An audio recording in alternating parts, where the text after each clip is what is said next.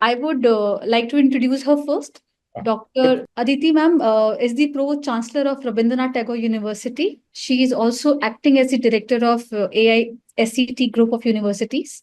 Aditi ma'am ने अपना engineering electronics और कंप्यूटर टेक्नोलॉजी में करा है and she also hold a post graduate diploma in rural management. She is basically from Bhopal. Aditi ma'am, please tell our students what they can do if when they choose engineering as their career. What could be the success ahead in their life, and what are the challenges when it comes to choosing engineering or any other field of STEM when it comes especially to STEM. So yeah, I have a small PPT with me. I wanted to share that. I hope the screen is visible. Yes, ma'am, it's visible. Yeah. So first of all, thank you so much to all the organizers for giving me this chance and allowing me to speak on shaping future leaders through industry, education and innovation. और जैसा मैं देख पा रही हूँ बहुत सारे participants भी यहाँ पे हैं, तो एक youth connect के लिए भी बहुत बहुत धन्यवाद.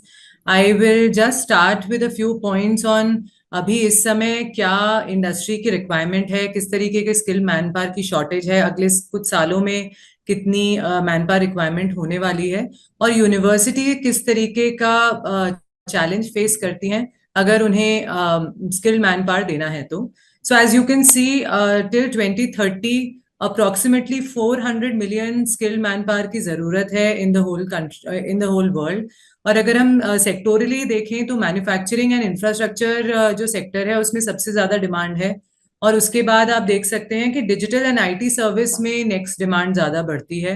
Health care and allied sector, agriculture and food processing, logistics and supply chain, इसमें भी डिमांड बढ़ रही है. But as you can see in the graph, AI के आने के बाद जो भी हैंड्स ऑन सेक्टर्स हैं जैसे मैन्युफैक्चरिंग हो गया या हेल्थ केयर हो गया, लॉजिस्टिक सप्लाई चेन है, एग्रीकल्चर फूड प्रोसेसिंग है, उसमें ज्यादा डिमांड बढ़ेगी. और जिस तरीके के ऑपरेशनल रोल्स हैं या जिन्हें हम कह सकते हैं जो रेगुलर रोल्स हैं उसे एआई टेक ओवर कर सकता है. बट इसका मतलब ये नहीं है कि जॉब रिक्वायरमेंट कम होगी. जॉब रिक्वायरमेंट काफी स्पेसिफिक फील्ड्स के लिए और स्पेसिफिक टास्क के लिए अब हमारे पास आती रहेगी. So to face that kind of a challenge where we are making the skilled youth ready, और उसमें यूनिवर्सिटी कहाँ पे गैप फील करती हैं और किस तरीके से यूनिवर्सिटी को बकल अप करना है इस गैप को ब्रिज करने के लिए, उस पर थोड़ी देर में बात करना चाहूंगी. एज यू कैन सी, एक बहुत बड़ा गैप जो हमेशा से ही रहा है एजुकेशन और इंडस्ट्री के बीच में रहा है.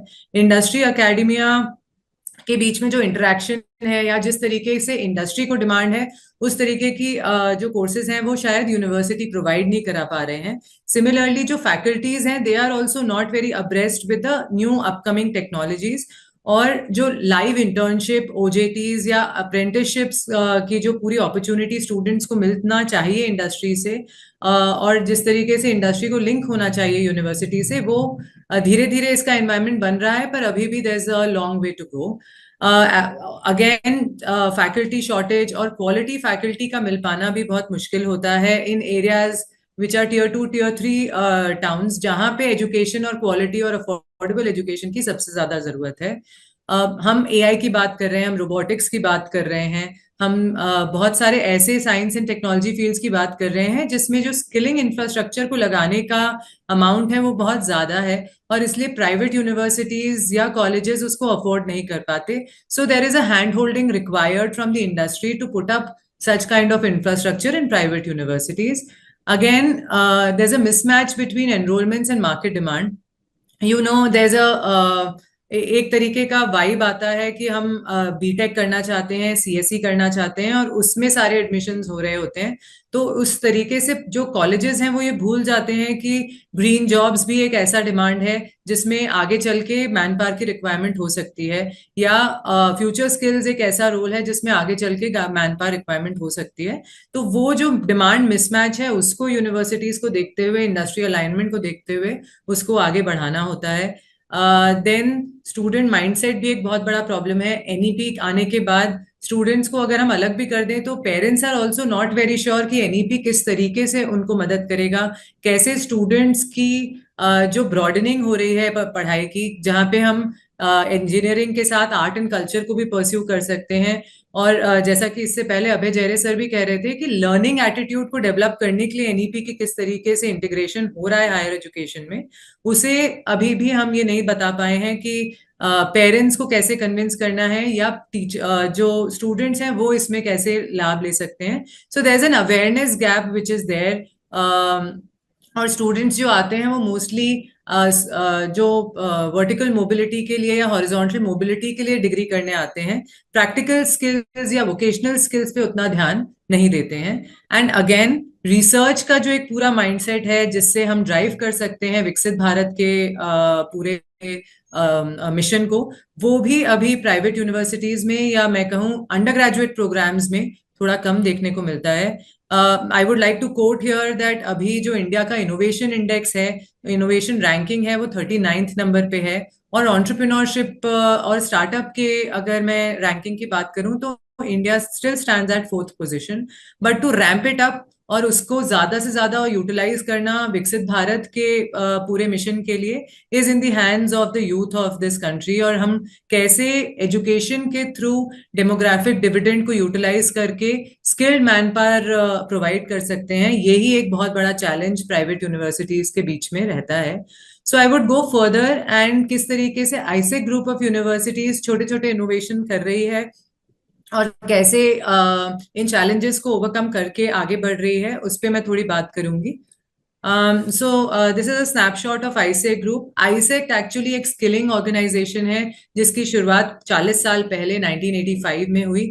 The idea was to establish multi-purpose centers across the country, जहां हमने छोटे छोटे वोकेशनल कोर्सेज को इंस्टीट्यूशनलाइज किया और सेंटर्स के थ्रू जो वहां पे यूथ हैं हिंदी में उनको ये कोर्सेज प्रोवाइड किए.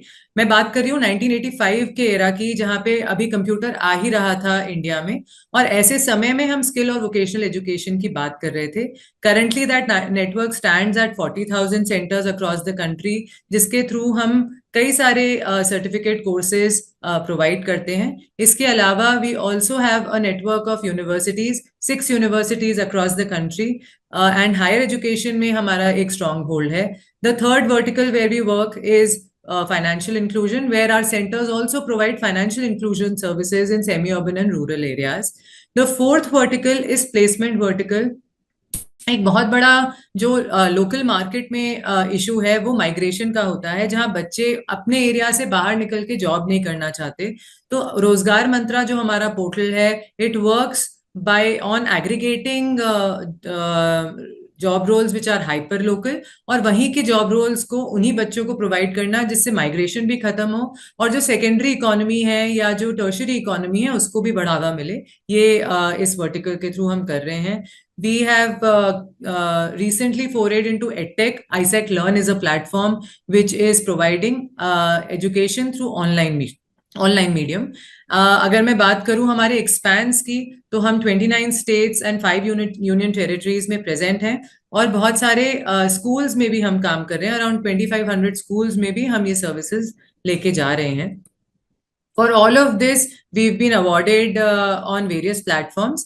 और जो recent हमारा अवार्ड है या हमारा recognition है वो ISB जो हैदराबाद में एक प्रेस्टिजियस बिजनेस कॉलेज है उसके साथ हार्वर्ड बिजनेस रिव्यू में हमारी केस स्टडी पब्लिश हुई. We were also fortunate enough to be recognized by UN, और इसी तरीके से कई प्लेटफॉर्म्स पे हमें अवार्ड भी किया गया. जो हमारा मल्टीपर्पज सेंटर का मॉडल था उसे डॉक्टर APJ अब्दुल कलाम ने भी रिकग्नाइज किया और हमें अवार्ड दिया. And there are other awards which we earned because of our hard work and perseverance. If I talk about my universities, अभी लेटेस्ट यूनिवर्सिटी जो है वो सेंट्रल इंडिया में हमने स्किल यूनिवर्सिटी एस्टैब्लिश करी है.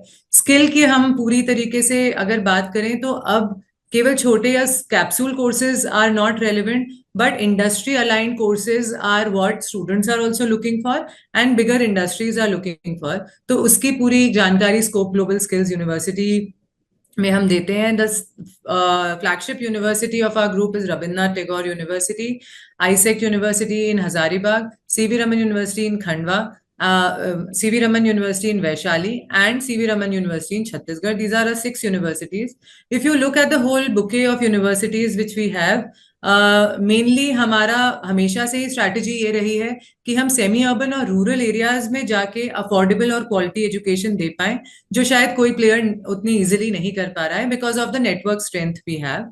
और इसीलिए आप सभी यूनिवर्सिटीज अगर देखेंगे तो वो टियर 3 टाउन्स में एस्टैब्लिश होंगी।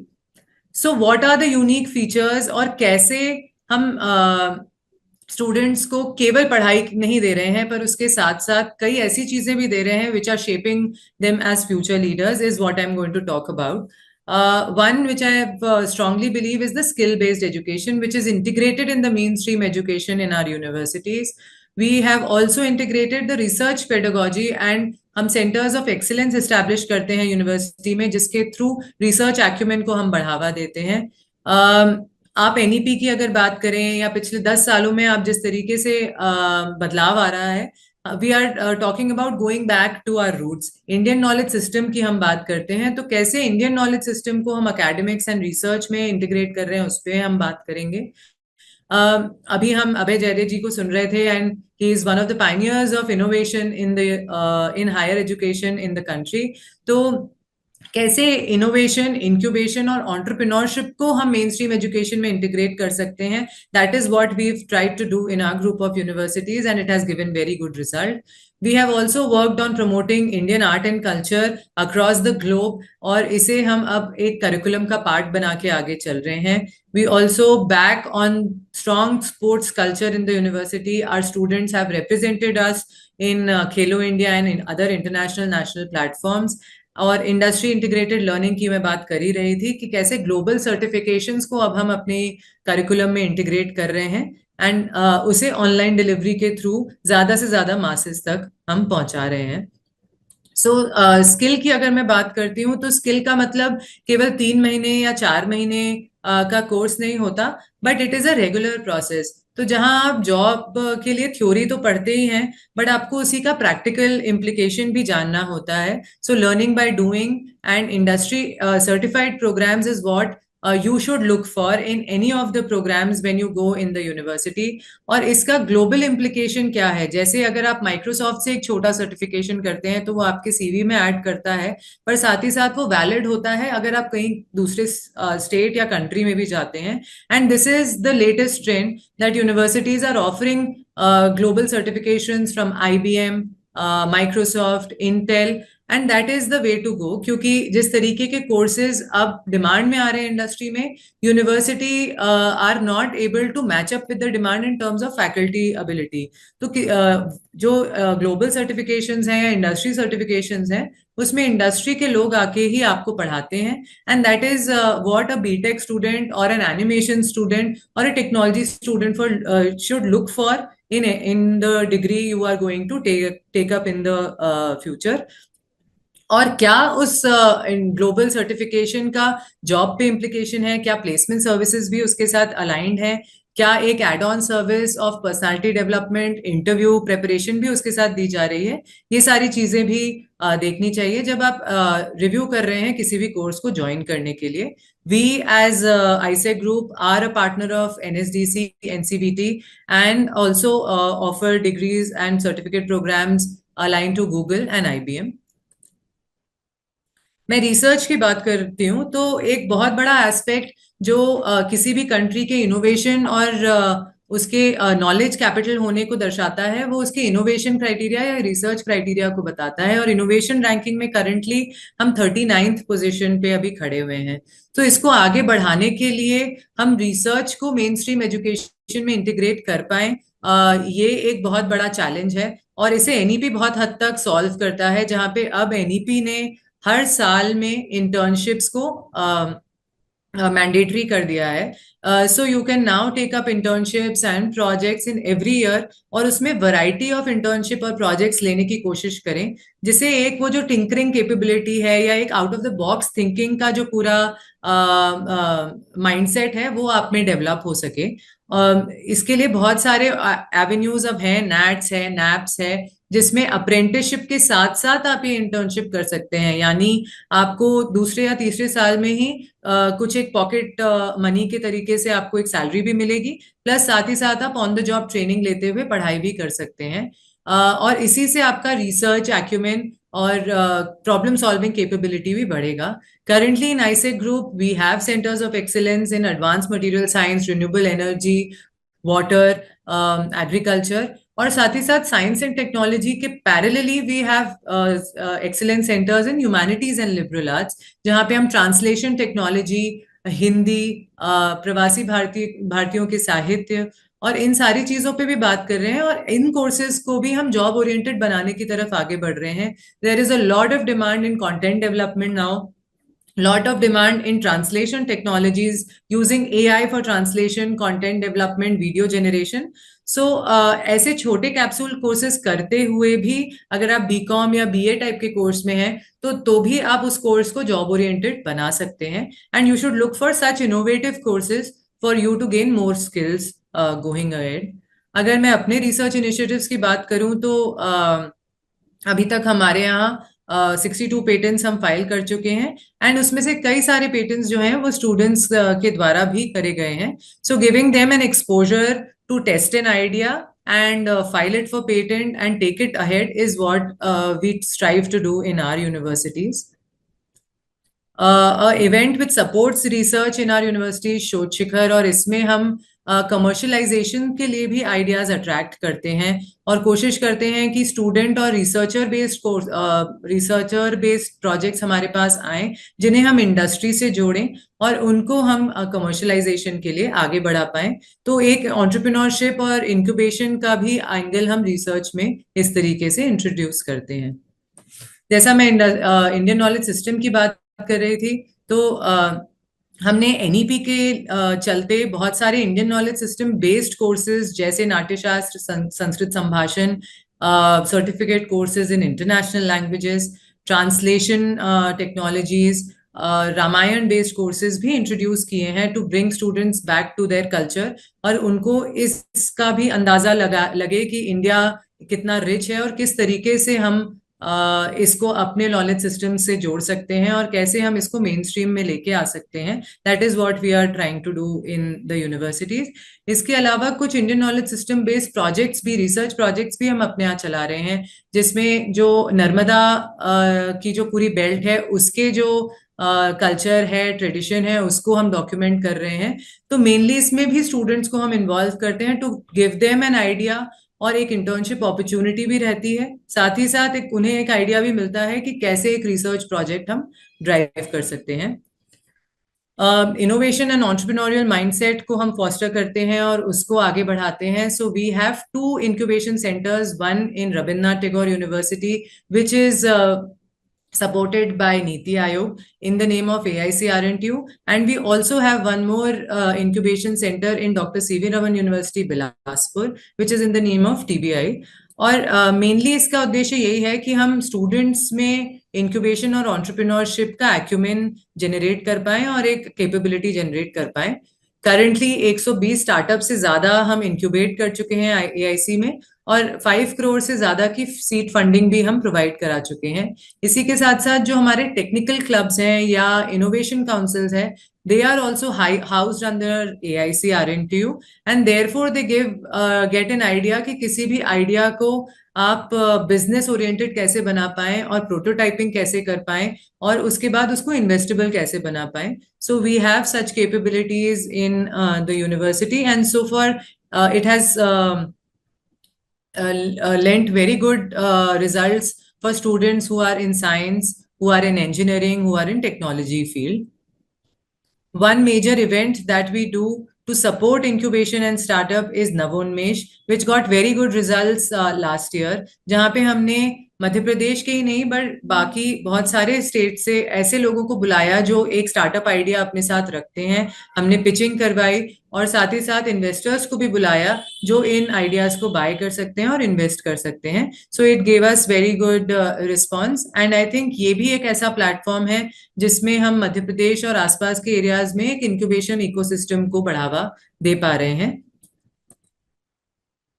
As I spoke about promotion of Indian art and culture across all our campuses, Vishwarang is a platform which we've developed across 6 years now, and अब 50 countries से ज्यादा हमारे साथ लोग जुड़े हुए हैं जो हिंदी और इंडियन आर्ट एंड कल्चर को नेशनल प्लेटफॉर्म और इंटरनेशनल प्लेटफॉर्म पे ले जाने के मिशन के तरफ काम कर रहे हैं। विश्वरंग में जहां हम एक तरफ पॉपुलर आर्टिस्ट को भी लेके आते हैं, वहीं दूसरी तरफ हम ये कोशिश करते हैं कि लोकल आर्टिस्ट, लोकल टैलेंट को भी हम बढ़ावा दें, जिससे उनको भी एक प्लेटफॉर्म मिले अपनी कला को दिखाने का। We have done 6 editions till now, and 6th edition, which was the last year, was hosted in Mauritius. वहाँ के गवर्नमेंट के एसोसिएशन के साथ हमने ये किया, and therefore Vishwarang has gone truly global, and the initiative has the only aspect or the only mission is to promote the art and culture and literature of India on global stage. इसमें भी बहुत सारे हमारे students जुड़ते हैं और उनको काफी एक्सपोजर इससे मिलता है। तो पढ़ाई के साथ साथ अगर आप देखेंगे तो incubation and entrepreneurship, promoting Indian art and culture, integrating Indian knowledge system is what we are doing, so that उनको एक holistic outlook मिले towards their professional journey and the career. These are some of the celebrities who have come. Sports also has seen a lot of attraction in the last 3 years. और sports का एक अलग wing हमने अपने यहाँ establish किया है। हमने ये देखा कि ग्राउंड कनेक्ट के वजह से कि लोकल जो एरिया से बहुत सारे बच्चे आते हैं, उनको उस तरीके का प्लेटफॉर्म या ट्रेनिंग नहीं मिल पाती है जहां वो अपने स्पोर्ट्स के स्किल्स को निखार पाए। And therefore we have established sports infrastructure in the university. We hand hold them, give them good training, so that उन्हें आगे जाके इंटरनेशनल और नेशनल प्लेटफॉर्म पे परफॉर्म करने का मौका मिल पाए। आप यहाँ देख रहे हैं a lot of our students have performed very well on national international platforms, Khelo India और इंटरनेशनल एशियन गेम्स में भी। और एक बहुत बड़ा अचीवमेंट हमें लास्ट ईयर मिला, जहाँ पे Vivek Sagar was our BPS student and he performed very well in Olympics, और वहाँ ओलंपिक्स में हमें एक मेडल प्राप्त हुआ हॉकी गेम में। तो इस तरीके के टैलेंट को नर्चर करना, उसे ग्रूम करना और उसे प्लेटफॉर्म देना भी आईसेक ग्रुप का कमिटमेंट है, and that's what we are working towards. Industry alignment programs की मैं बात कर ही चुकी हूँ। हमने इंडस्ट्री में ना केवल आईटी इंडस्ट्री से टाई अप करके इंडस्ट्री ओरिएंटेड प्रोग्राम्स किए, but if you see we also have tie ups with NRAI, which is the hospitality and restaurant association of India, और उसके साथ मिलके हम एक BBA प्रोग्राम चला रहे हैं। तो इसका फायदा यही है कि 2nd और 3rd ईयर से ही आप जॉब ट्रेनिंग में चले जाते हैं और आपको एक इंटर्नशिप अमाउंट भी मिलता है, and you become self sustainable. इसी तरीके से अगर कुछ यूनिक प्रोग्राम की मैं बात करूं तो BBA इन इवेंट मैनेजमेंट भी है, जो नईम के साथ मिलके है, और इसमें बच्चों को इंटर्नशिप अपॉर्चुनिटी मिलती है ऑन ग्राउंड इवेंट्स में जाके काम करने की। HR ऑपरेशन के लिए हम MEPSC के साथ BCom चला रहे हैं, और डिप्लोमा कोर्सेज हम इंडस्ट्री के साथ जैसे Hyundai, हीरो, मारुति, इनके साथ भी हम कोलैबोरेट करके प्रोग्राम्स कर रहे हैं। One or two last slides from my end. ISEC Learn is a platform which we have developed, और ISEC Learn हमारा in-house education platform है, online education platform है, जहां हम students को industry ready programs हिंदी और regional languages में provide करते हैं। Digital marketing, data science, cyber security, AI, इन सभी पे हमारे पास प्रोग्राम्स अवेलेबल हैं। We've integrated this platform in our university curriculums so that इसके थ्रू स्टूडेंट्स को मार्केट ओरिएंटेड प्रोग्राम्स भी हम प्रोवाइड कर सकें। AI Guru is one of our patented platforms that we have launched. AI Guru के माध्यम से हम बहुत सारी चीजें अचीव कर सकते हैं, and it is an AI based platform जिसमें इंटरव्यू प्रिपरेशन स्टूडेंट्स को हम प्रोवाइड करते हैं। रिसर्च स्टडी में AI Guru हेल्पफुल हो सकता है, साथ ही साथ करियर काउंसलिंग में भी AI Guru का हम यूज कर रहे हैं। So these are a few innovative ideas how we are making mainstream education a little interesting, और कैसे हम AI की मदद से जो रेगुलर रिडंडेंट टास्क हैं उनको अपने रेगुलर फील्ड में अचीव कर पा रहे हैं, और उसको हम इस तरीके से लेके जा रहे हैं। Thank you so much. I think अगर मैं शेपिंग द लीडर्स की बात करूं और कैसे यूनिवर्सिटीज अपना रोल अदा कर सकते हैं इन terms of making industry ready youth, is that we focus on industry ready programs और यूनिवर्सिटी का रिस्पॉन्सिबिलिटी ये होगी कि वो इंडस्ट्री के साथ मिलके ऐसे शॉर्ट टर्म करिकुलम्स डिजाइन करें जहाँ पे इंडस्ट्री के लोग भी आके पढ़ाएं, और उसी से को कोलैबोरेट करके या को क्रिएट करके ऐसे प्रोग्राम्स निकल के आएंगे जिससे स्टूडेंट्स को हम ट्रेनिंग दे पाएंगे और उनको इंडस्ट्री रेडी बना पाएंगे. That is it from my side. I would stop here and would want to know if there are any questions with this regard. Ji, thank you, Aditi ji. We have some questions. The first Yeah. question is from Bhumika Nath, and she's asking that she is right now studying in 11th standard and she has science. She wants to pursue microbiology as a career, but she wants to know कि 12th के बाद exactly उसको क्या करना पड़ेगा जिससे वो आगे microbiology pursue कर पाए. माइक्रोबायोलॉजी एक ऐसी स्ट्रीम है जिसे साइंस के स्टूडेंट ले सकते हैं, and I think after 12th you will have to take up BSc, और उसमें स्पेशलाइजेशन इन माइक्रोबायोलॉजी सेकेंड या थर्ड ईयर में हम ले सकते हैं.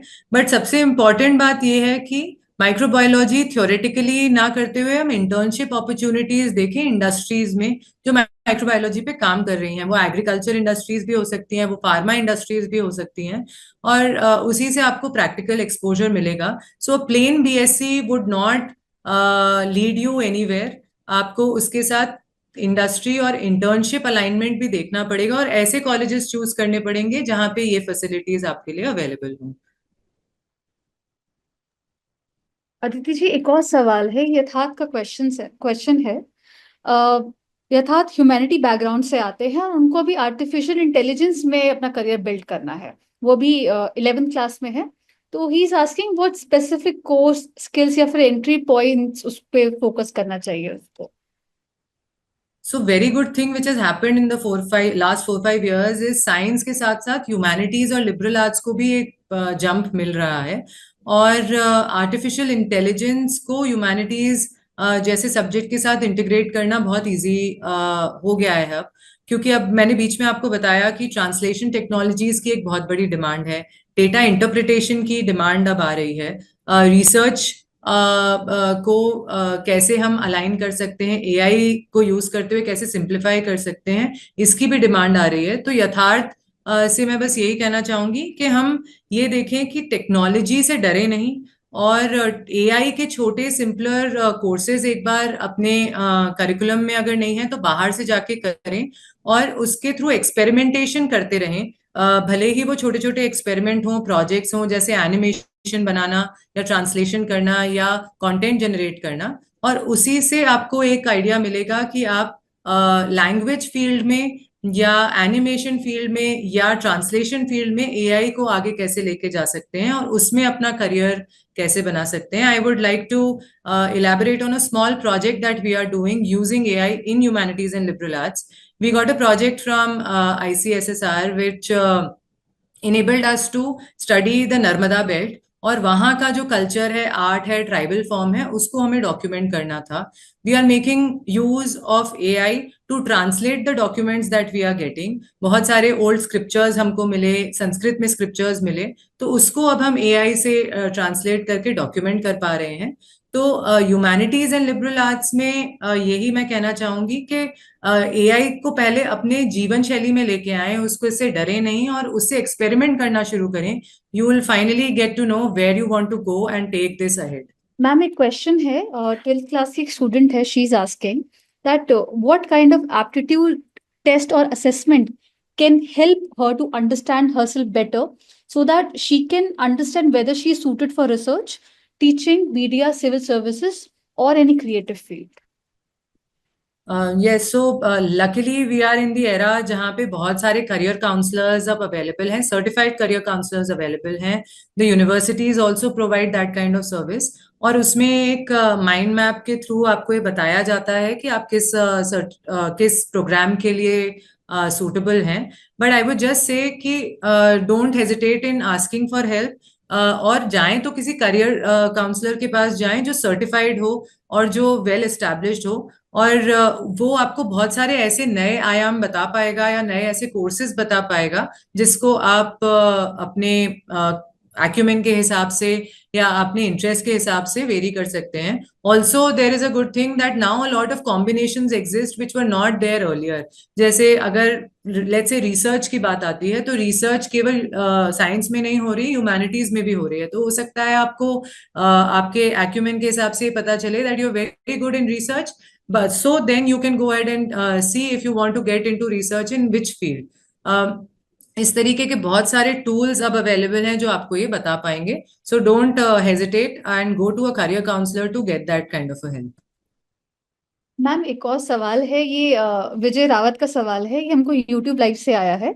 विजय जी पूछ रहे हैं कि what kind of thinking and knowledge we might have to become a scientist. Scientist कैसे बना जाए? विजय ग्रेजुएशन अभी कर रहे हैं साइंस में। जी. जी। तो Vijay ji, I would like to say that एक क्वेश्चनिंग एबिलिटी हमेशा से ही इनहेरेंट भी होती है, और कभी कभी बच्चे उसको डेवलप भी करते हैं. तो if you have that kind of a questioning capability in you कि किस तरीके से हो रहा है, ऐसा क्यों हो रहा है, what is the science behind it, what is the reasoning behind it, तो वो दर्शाता है कि आपका जो माइंड है वो एनालिटिकल है, और आप रिसर्च की तरफ या साइंटिफिक रिसर्च की तरफ जा सकते हैं. एज फार एज साइंटिस्ट बनने की बात आती है, तो मुझे लगता है वो एक्सपोजर छोटे छोटे प्रोजेक्ट से ही मिलेगा आपको, जहां अगर आपका कॉलेज या यूनिवर्सिटी ये अपॉर्चुनिटी आपको देता है कि आप टीचर्स के साथ मिलके कुछ रिसर्च प्रोजेक्ट में मदद कर सकें, और या फिर इंटर्नशिप अपॉर्चुनिटी ऐसी लें जिसमें साइंटिफिक रिसर्च इन्वॉल्व हो, तो उसको आपको ट्राई करना चाहिए. उससे आपका ये जो आइडिया है वो और शार्प होगा, और आपको और पता चलेगा कि आप उस चीज के लिए बिल्ड हुए हैं कि नहीं, और आपका इंटरेस्ट उस तरफ है कि नहीं. सो प्रैक्टिकल तरीके से इसको लें और ज्यादा से ज्यादा प्रोजेक्ट्स करने की कोशिश करें. मैम एक और सवाल है रूपाली की तरफ से, रूपाली खाकरे। रूपाली, आप अपने आप को अनम्यूट कर सकती हैं अगर आपको सवाल पूछना हो तो। Ma'am, I want to ask what are the career options after completing my BPharm degree in abroad or in countries like Canada, Australia? What can I do in like MB BPharm के बाद? And you want to specifically go abroad, is it? Yes.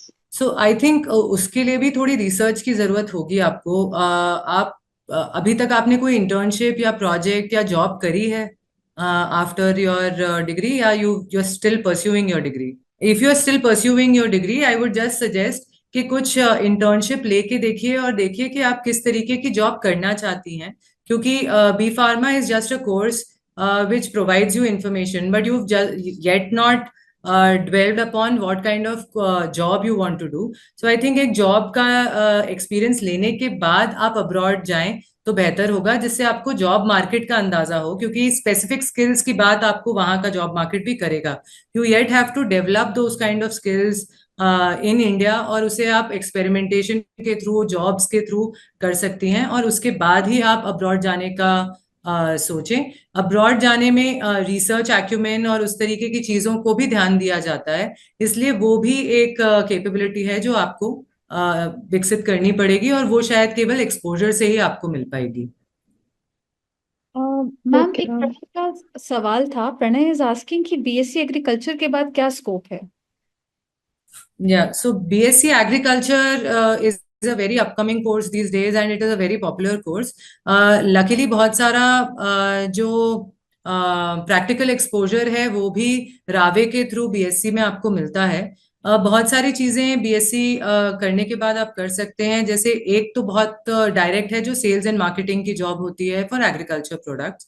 इसके अलावा बहुत सारे agriculture में जिस तरीके के न्यू साइंटिफिक इनोवेशंस आए हैं, तो आप साइंस इनोवेशंस इन एग्रीकल्चर, जैसे ड्रोन टेक्नोलॉजी अब आ रहा है या सोलर टेक्नोलॉजी आ रहा है, तो उस टाइप की फील्ड्स में भी जाके आप देख सकते हैं कि क्या आप इस तरीके के इनोवेटिव जॉब्स में भी अपने आप को सही मानते हैं. इसके अलावा सीड प्रोडक्शन और सीड बैंक्स का भी एक इनोवेटिव तरीका है, जिसमें आप प्रैक्टिकली एनजीओस के साथ मिलके या डेवलपमेंटल ऑर्गेनाइजेशंस के साथ मिलके ग्राउंड पे काम कर सकते हैं. तो you have to see that you have to go into a corporate kind of a job, जिसमें आप मोस्टली सेल्स मार्केटिंग में जाएंगे after a BSc plain degree, या आपको एक research kind of a job में जाना है.